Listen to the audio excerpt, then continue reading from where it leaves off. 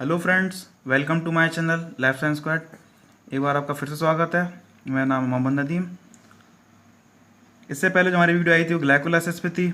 आज हम ग्लाइकोलाइसिस की आगे का जानने वाले हैं, जिसमें आपका ग्लाइकोजन, स्टार्च, डाइसैकेराइड्स और हेक्सोसिस शुगर, डाइक्रासाइड जैसे हमारी माल्टोज, फ्रक्टोज, सक्रोज, ये डाइसैकेराइड्स और हमारी हेक्सोसिस ग्लूकोज को छोड़कर वो कैसे हमारी ग्लाइकोलाइसिस में एंटर करती हैं, हम यह सीखेंगे। सबसे हम पहले ले रहे हैं लैक्टोज शुगर, जो कि हमारी डाइसैकेराइड है। आपके मिल्क में, शुगर बीट्स में प्रेजेंट होती है। लैक्टोज शुगर जो है लैक्टेज एंजाइम की हेल्प से, लैक्टोज के अंदर आपका बीटा 1,4 ग्लाइकोसिडिक लिंकेज होता है। गैलेक्टोज और ग्लूकोज के बीच में बीटा 1,4 ग्लाइकोसिडिक लिंकेज होता है, जो आपका लैक्टेज एंजाइम की हेल्प से ब्रेक होता है। आपका गैलेक्टोज आपका अलग हो गया, ग्लूकोज आपका अलग हो गया। ग्लूकोज हमारा वही जनरली आपका हेक्सोकाइनेज की हेल्प से ग्लूकोज 6 फॉस्फेट में, जहाँ आपका ATP यूज़ होगा, यहाँ ATP नहीं लिखा हुआ, यहाँ ATP यूज़ होगा और आपका ग्लूकोज 6 फॉस्फेट बन जाएगा। फिर आपकी फर्दर वो ग्लाइकोलाइसिस की रिएक्शन चलेंगी। अब हम बात करते हैं गैलेक्टोज कि गैलेक्टोज आपका कैसे एंटर करेगा ग्लाइकोलाइसिस में। गैलेक्टोज आपका C4 एपीमर होता है ग्लूकोज का। आप देखेंगे कार्बन 4 पर हाइड्रोक्साइल का ग्रुप आपका ऊपर है, यहाँ हाइड्रोक्साइल ग्रुप आपका नीचे है। तो गैलेक्टोज आपका ग्लूकोज का कार्बन 4 एपीमर है। अब गैलेक्टोज में आपका सबसे पहले जो एंजाइम आएगा वो एंजाइम आता है आपका गैलेक्टोकाइनेज, तो हमने ये नहीं दिखाया है। गैलेक्टोकाइनेज की हेल्प से आपका गैलेक्टोज जो है गैलेक्टोज 1 फॉस्फेट में कन्वर्ट हो जाएगा। गैलेक्टोज 1 फॉस्फेट में कन्वर्ट होने के बाद आपका एंजाइम काम करे। अब आपका गैलेक्टोज 1 फॉस्फेट यूरिडाइलाइल ट्रांसफरेज की हेल्प से UDP गैलेक्टोज बन जाएगा। UDP आपका यूरिडीन डाइफॉस्फेट, जो कि आपका एक कोएंजाइम की तरह काम करता है, इंटरमीडिएट होता है। जब आपके पॉलीमर्स बनते हैं ग्लाइकोजन, स्टार्च, वहाँ भी ये UDP आपका वर्क करता है। तो आपका यूरिडाइल ट्रांसफरेज ग्रुप आपका गैलेक्टोज के साथ जुड़ गया। यूरिडीन डाइफॉस्फेट गैलेक्टोज यहाँ आपका बन चुका है। अब UDP गैलेक्टोज आपका कन्वर्ट होगा UDP ग्लूकोज में, तो यहाँ आपका एंजाइम जो वर्क करेगा UDP गैलेक्टोज 4 एपीमरेज, वहीं एपीमराइजेशन रिएक्शन होगी। गैलेक्टोज से हम ग्लूकोज बना रहे हैं, तो 4th कार्बन पर आपका चेंज हो जाएगा, आपका बन गया UDP ग्लूकोज। अब UDP ग्लूकोज को आपको ग्लूकोज 1 फॉस्फेट में कन्वर्ट करना है। तो यहाँ पर फिर से वही एंजाइम, क्योंकि आपका ये रिएक्शंस रिवर्सिबल होती हैं। गैलेक्टोज 1 फॉस्फेट यूरिडाइल ट्रांसफरेज आपका इसमें से UDP ग्रुप आपका रिमूव कर देगा, तो आपका ग्लूकोज 1 फॉस्फेट बन चुका। तो आपका गैलेक्टोज से यहाँ ग्लूकोज 1 फॉस्फेट बन गया।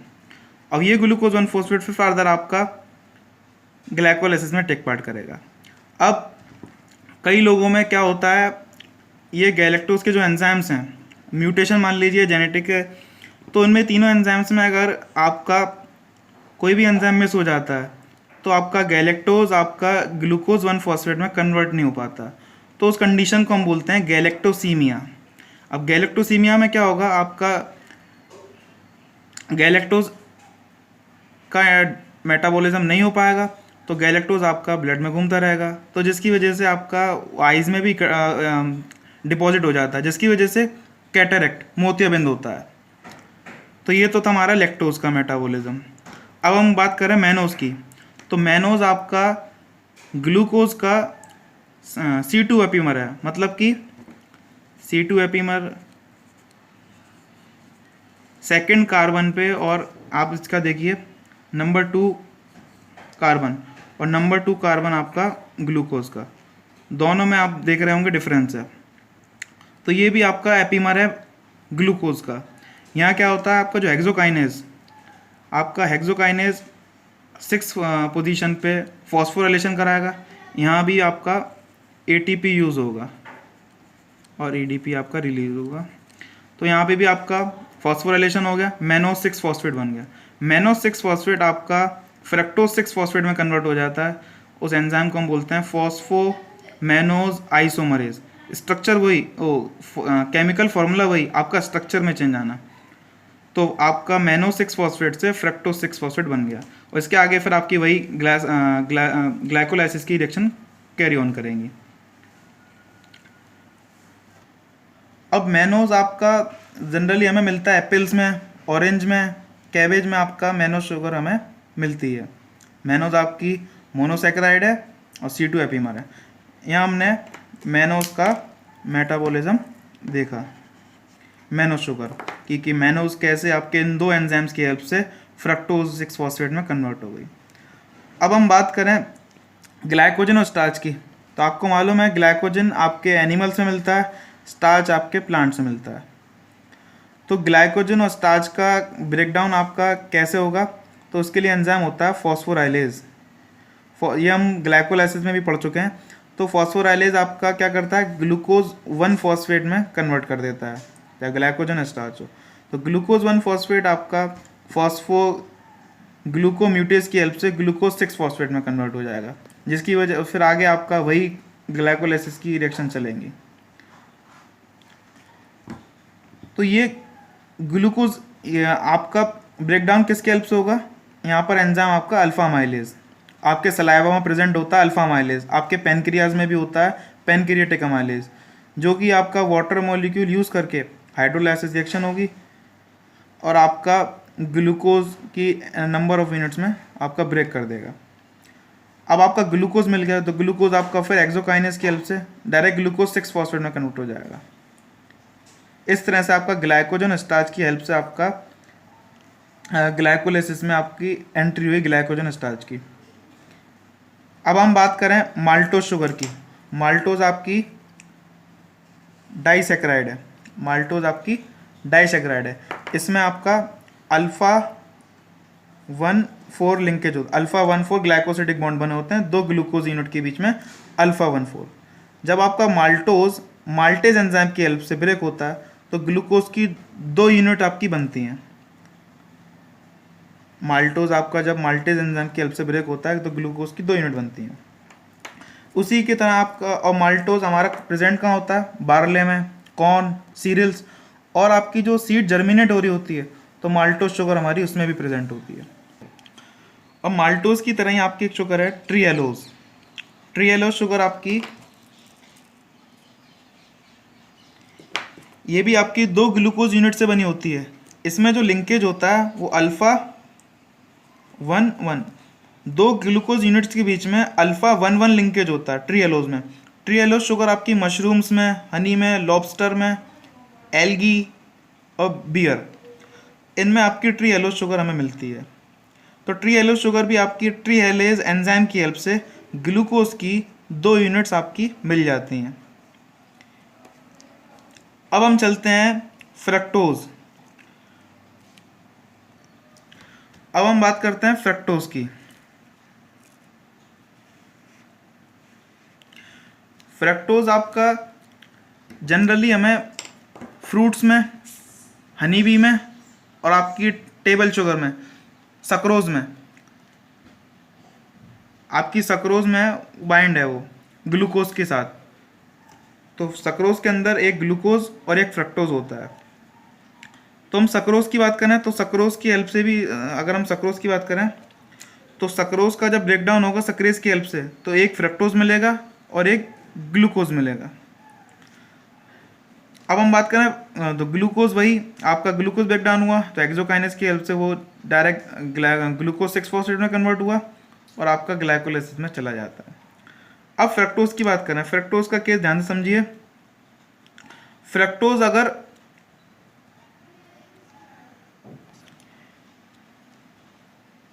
नॉर्मली सभी सेल्स में फ्रक्टोज का जो मेटाबॉलिज्म होता है, तो फ्रक्टोज आपका जब आप शुगर फ्रूट्स ले रहे हो या कुछ और हनी भी यूज़ कर रहे हो या सक्रोज, तो आपका जनरली उनसे फ्रक्टोज मिल रहा है। तो फ्रक्टोज नॉर्मली सभी सेल्स में except liver cells, liver cells को छोड़ दीजिए, बाकी सारी सेल्स में क्या होगा, आपका फ्रक्टोज हेक्सोकाइनेज की हेल्प से फ्रक्टोज 6 फॉस्फेट में कन्वर्ट हो जाता है। यहाँ भी आपका एटीपी यूज़ होता है और फ्रक्टोज 6 फॉस्फेट, फिर आपकी सारी वही ग्लाइकोलाइसिस की रिएक्शंस। लेकिन हम बात करें लीवर की, लीवर में क्या होता है, आपका एक्सोकाइनेज नहीं होता। वहाँ होता भी है तो उसकी बहुत लो टेंडेंसी होती है कि आपका फ्रक्टोज के साथ वर्क करे। तो वहाँ हम फ्रक्टोज का मेटाबॉलिज्म लिवर के अंदर कैसा होता है वहाँ हम आप देखने वाले हैं। तो फ्रक्टोज आपका लिवर के अंदर फ्रक्टोकाइनेज की हेल्प से पहले कन्वर्ट होता है आपका फ्रक्टोज 1 फॉस्फेट में। यहाँ आपका एटीपी यूज़ हो गया, फॉस्फोराइलेशन रिएक्शन हो गई। तो फ्रक्टोज 1 फॉस्फेट आपका फिर एंजाइम आपका यूज़ होता है फ्रक्टोज 1 फॉस्फेट एल्डोलेज।